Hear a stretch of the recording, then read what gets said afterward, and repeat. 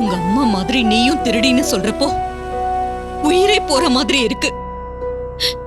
இதுல உன்னையும் அவமானப்படுத்தி என்னையும் அவமானப்படுத்துறாங்க. இதுக்கெல்லாம் காரணம் யாரு? அந்த ராஜா சேதுபதி தான். அந்த ஆளாலதான் நீ அன்னைக்கு இறந்து போன. இன்னைக்கு அந்த ஆளோட பேரு கிரிமினல் தனமா இந்த வீட்டுக்கு மாப்பிள்ளையாகி என் உசுரை எடுக்கிறான். அவனால நான் கொஞ்சம் கூட நிம்மதியே இல்லாம வாழ்ந்துகிட்டு இருக்கேன். இப்ப அவனால திருட்டு பழியும் சுமக்கிற மாதிரி ஆயிடுச்சுமா. அந்த சேதுபதி குடும்பம் மட்டும் நம்ம வாழ்க்கையில குறுக்க வராம இருந்திருந்தா நான் உன்னையும் எழுந்திருக்க மாட்டேன். எனக்கு இந்த நிலைமையும் ஏற்பட்டிருக்காது.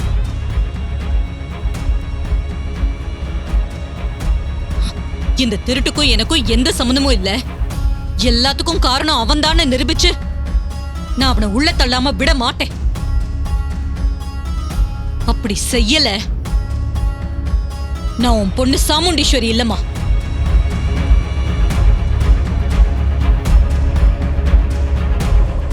நீ என் வாழ்க்கையை கெடுத்துட்டு என்னதான் அம்மா கிட்ட வேண்டினாலும் உனக்கு நல்லதே நடக்காது. சாமுண்டீஸ்வரி, நான் இருக்கிற வரைக்கும் உன்னை நிம்மதியா வாழ விட மாட்டேன்.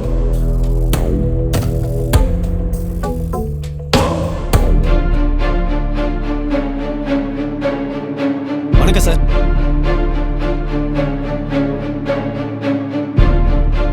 கான்ஸ்டபிள், லாக்கப்ல வைங்க. ஓகே சார், வாங்கம்மா.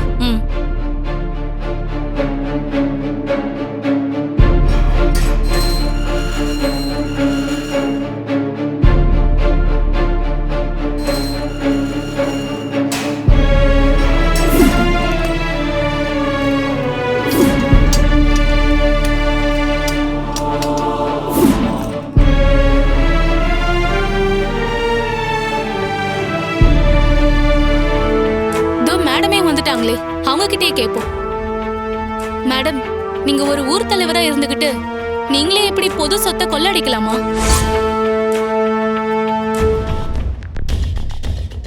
புதையல கவர்மெண்ட் கிட்ட தானே ஒப்படைச்சிருக்கணும்.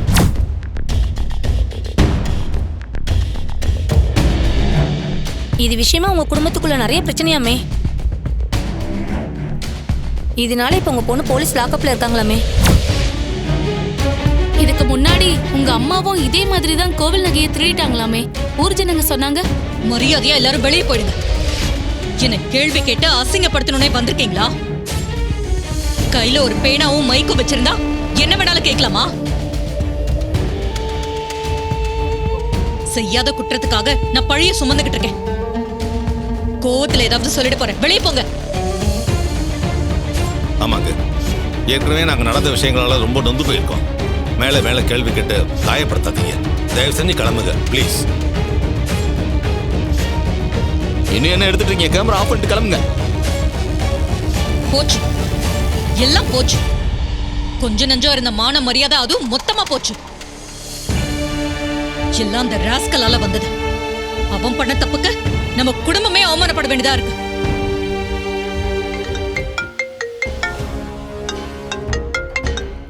சொல்லுங்க, யாரு? நான் யாருங்கிறது முக்கியம் இல்ல, சொல்ற விஷயம் தான் முக்கியம். சொல்லுங்க. நீங்க தேடிக்கிட்டு இருக்கிற நகை எங்க இருக்குன்னு எனக்கு தெரியும். அந்த விஷயத்த சொல்லதான் நான் கால் பண்ணேன். எங்க இருக்கு? அத போன்ல சொன்னா நல்லா இருக்காது, நேர்ல சொன்னாதான் நல்லா இருக்கும். சரி, எங்க வரணும்னு சொல்லுங்க. நம்ம ஊரை ஒட்டி ஒரு குளம் இருக்குல்ல, அங்க வாங்க. அது எங்க இருக்குங்கிற தகவலை நான் சொல்றேன். வரேன். சகல போன்ல யாருப்பா? யாருன்னு தெரியலங்க. நகைங்க இருக்கிற இடம் உங்களுக்கு தெரியும் சொல்றாங்க.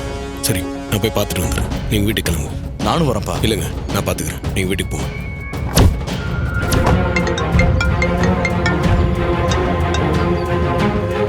நான் வந்துட்டேன் சார். தப்பா எடுத்துக்காதீங்க, நான் அங்க இல்ல, வேற இடத்துல இருக்கேன்.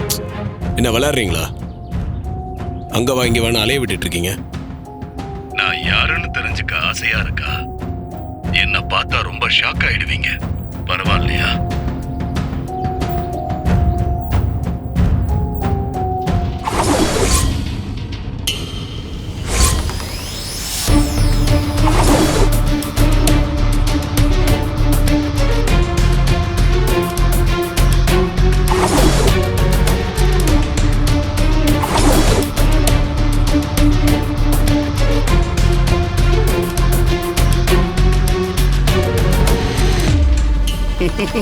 என்ன தம்பி ஷாக் ஆயிட்டீங்களா?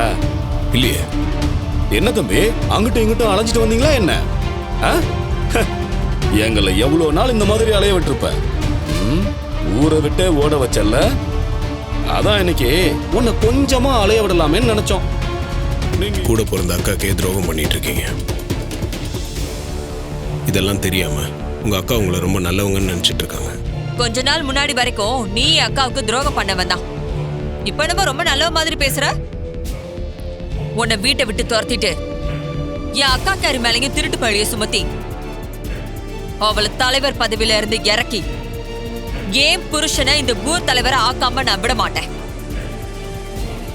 அதெல்லாம் நான் இருக்கிற வரைக்கும் நடக்காது. நடக்கவும் விட மாட்டேன். இந்த தடவை நாங்க நினைச்சதுதான் நடக்கும். கண்டிப்பா நீ தோத்துதான் போற. பார்க்கலாம். பார்க்கலாம். பாருங்க, கொஞ்சம் தள்ளி நின்று பாருங்க.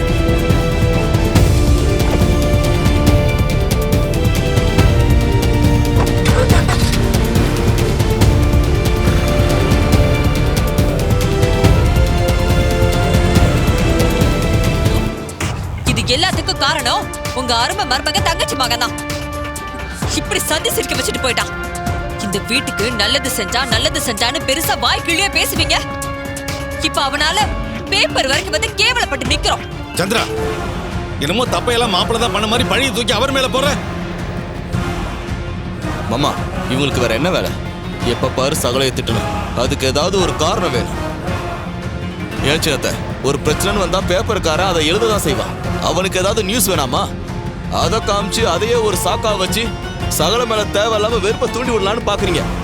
அதானே உங்க பிளானு? டேய், நான் இப்ப சொல்றதுல ஏதாவது தப்பு இருக்கா? உன் சகல செஞ்சதை தானே சொல்ற. இங்க பாருங்க, சகல எந்த தப்பும் பண்ணல. என்னது தப்பு பண்ணலையா? ஊர் ஜனங்க ஒருத்தர் கூட்டிட்டு வந்தாங்கல்ல, அவன் அந்த டிரைவர் பையன் தான் எல்லாத்தையும் செய்ய சொன்னான்னு தெளிவா சொன்னானே. அதுக்கு ஆதாரமா வீடியோவே காமிச்சான். அப்புறம் அவனை உத்தமன்னு நம்புறதுக்கு நான் என்ன முட்டாளா? சந்திரா, அதான் டெக்னாலஜியை பயன்படுத்தி அவங்க ஃப்ராட் பண்ணிருக்காங்கன்னு மாப்பிள்ளை சொல்லிட்டாரு. அப்புறம் அதையே சொல்லிட்டு இருக்க. வாய் மூடுங்க. உங்க தங்கச்சி பையங்கிறதுனால அவன் செஞ்ச தப்பை எல்லாம் நியாயப்படுத்துறீங்களா? அவன் தான் எல்லாத்துக்கும் காரணம் நல்லாவே தெரிஞ்சிருச்சு. அந்த அயோக்கியனை இனிமே என்னால பொறுத்துக்கவே முடியாது. இப்ப போய் நான் அவனை சுட்டு கொல்ல போறேன். அவன் செத்தாதான் எனக்கு நிம்மதியே.